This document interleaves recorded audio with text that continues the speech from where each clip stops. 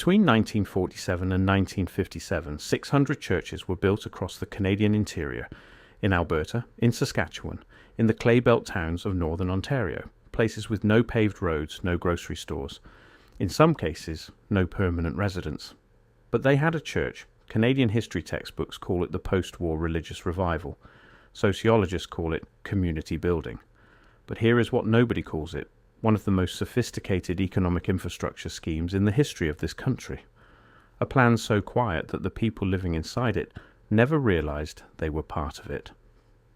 The churches were not built for God. They were built for money, and the organization that built them knew exactly what it was doing. This is the real story of those 600 churches. To understand what happened, you first need to understand what Canada looked like in 1945. The war was over. The country had borrowed heavily to fight it. The federal government was sitting on war production infrastructure it no longer needed, and a workforce of returning soldiers it desperately needed to employ. And sitting beneath the soil of Alberta and Saskatchewan was something geological surveys had been circling quietly for 15 years: oil, natural gas, potash, uranium in the shield, resources so vast they would eventually rewrite the national economy. The problem was geography. Canada's resource wealth was not sitting near existing cities. It was sitting in places where no sane person would choose to live. Winters hit -40. The growing season lasted 8 weeks. The nearest hospital might be 4 hours over unpaved road. If you wanted to extract what was underground, you needed workers. And if you wanted workers, you needed to convince people that a place worth nothing on its surface was somehow worth building a life in. There were also 1.1 million returning Canadian veterans who needed employment. Resource extraction offered jobs, but jobs alone do not make people stay. The federal government knew that private capital alone would not solve it. Companies would build the mines and drilling platforms, yes, but nobody would build a town around a mine unless they believed the town would last. And nobody believed a town would last unless it had the things towns have: schools, hospitals, and churches. In 1946, a closed-door meeting took place in Ottawa between federal economic planners, representatives from 3 major Canadian chartered banks, and a coalition of denominational church bodies including the United Church of Canada and the Roman Catholic Diocese of multiple Western provinces. The meeting lasted 2 days. The minutes were not made public for 30 years. What came out of that meeting was an arrangement historians now call the Resource Town Agreement, though it was never signed as a single document. It existed as parallel commitments, each deniable in isolation, coherent only when seen together. The federal government identified target communities, towns that did not yet exist, or that existed only as survey stakes and a post office designation. The government would provide land grants, infrastructure subsidies, and direct construction funding. Banks would extend favourable mortgage terms to settlers willing to relocate. And the churches would build. Not congregations first, then churches, churches first, then congregations.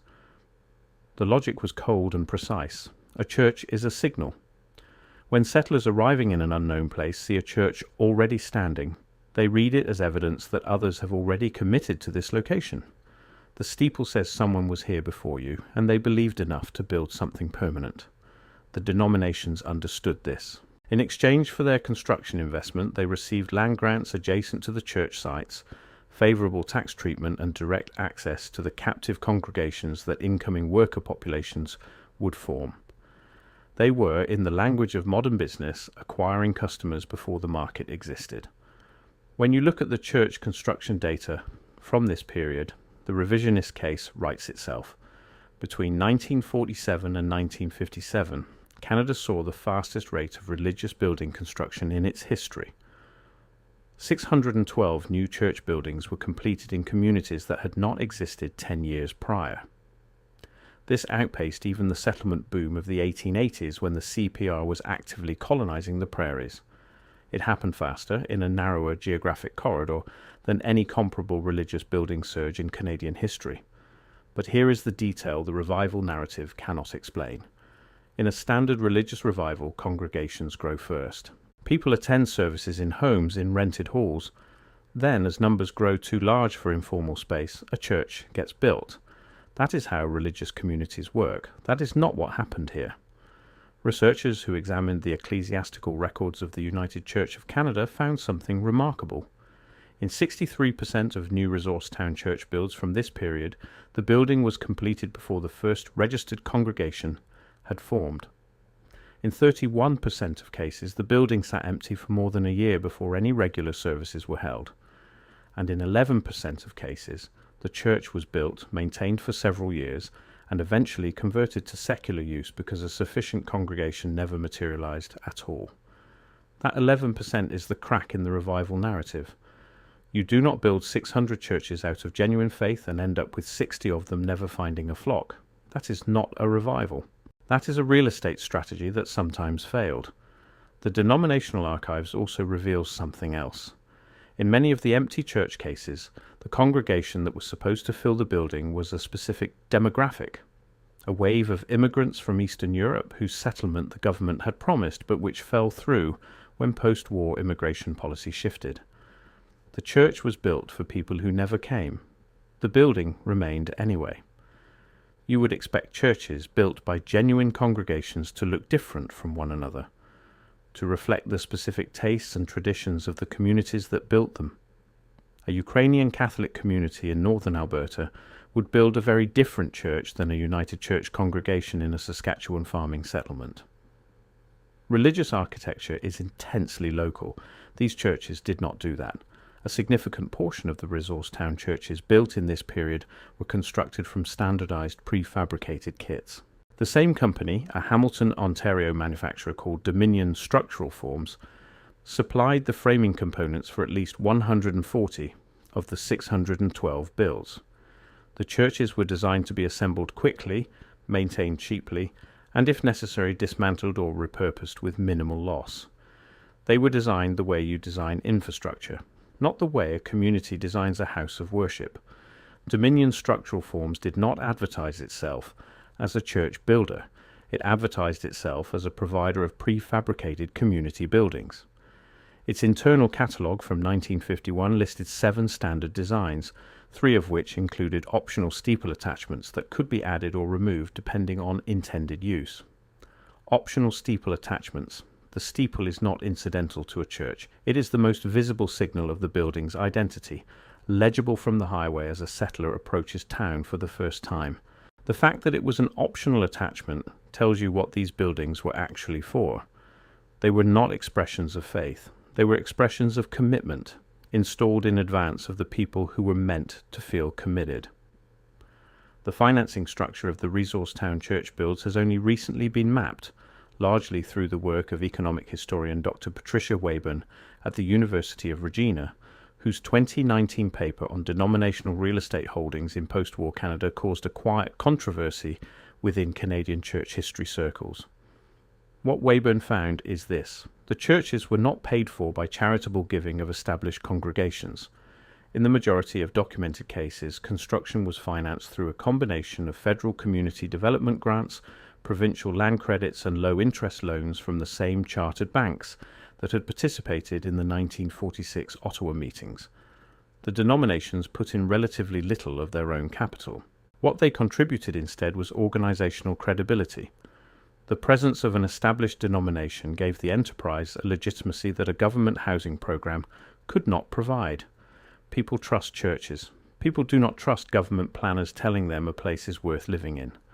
The church was the trusted intermediary between the state's economic ambitions and the settler's private decision about where to build a life. In exchange, the denominations received something that has compounded quietly for 7 decades: land. The land grants adjacent to the church sites were not small parcels. In several cases, as the resource towns grew into genuine small cities, the denominational real estate holdings became significant assets. The Catholic Diocese of one northern Alberta community holds land today that was granted in 1949 as part of a church building arrangement, land now worth multiples of what any party to the original agreement would have thought possible. The resource town church strategy was not cynical in the way we usually mean that word. The people who designed it believed the towns would become real communities. They believed the churches would eventually fill with genuine worshippers, and in the majority of cases, they were correct. People came, settled, married, had children, buried their dead, and built something real. But the mechanism by which that happened was not faith. It was economics dressed as faith, a deliberate decision by planners, financiers, and institutional churches to use the architecture of spiritual commitment as a tool for economic settlement, to build the symbols of permanence before permanence existed, in the hope that the symbols would call the reality into being. This is not unique to Canada. You can find similar patterns in the company town churches of West Virginia coal country, in the Mormon settlement strategy across the American West, in the Anglican mission architecture of rural Australia.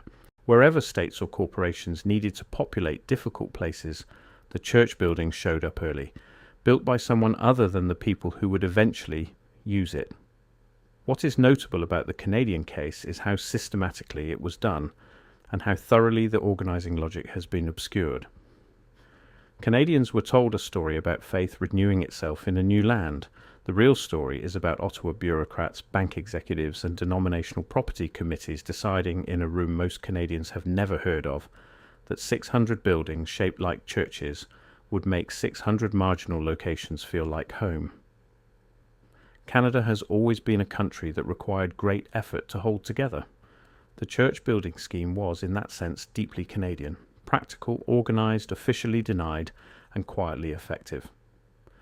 Drive through northern Alberta today. Drive through the clay belt of Ontario, through the potash corridor of Saskatchewan. You will pass through towns that feel, if you do not think too hard about them, like any other small Canadian place. There is a main street. There is a hockey rink, there are houses that look like they have always been there, and somewhere in that town there is a church. Sometimes still a church, sometimes converted quietly into a community centre, a cultural space, a private residence. Sometimes just the land remains, the building gone, but the lot still held by a diocese whose headquarters are in a city 500 kilometres away. The people who live there do not think much about the church. It has always been there, or as long as anyone can remember, which amounts to the same thing. But it was not always there. Someone built it before they arrived. Someone made the calculation that if you put a steeple on the horizon, people would follow. That calculation was made not in prayer, but in a planning meeting, with maps and population projections spread across a government table. And they did. In 2023, the United Church of Canada announced it would sell a significant portion of its rural property holdings, framed as a response to declining membership and the cost of maintaining buildings no longer serving large congregations. But here is the other way to read it. The churches built as economic instruments in the 1940s are now being liquidated as economic instruments. The settler populations they were designed to attract have declined as resource industries mechanized. The towns are smaller, the congregations are smaller or gone, and the denominations that received land in exchange for providing credibility to a government settlement strategy are converting that land back into capital. The wheel turns, the strategy completes. 600 churches, 10 years, towns with no congregations. They were not built for God, they were built for Canada. And Canada, it turned out, was exactly the kind of country that would believe in both at the same time.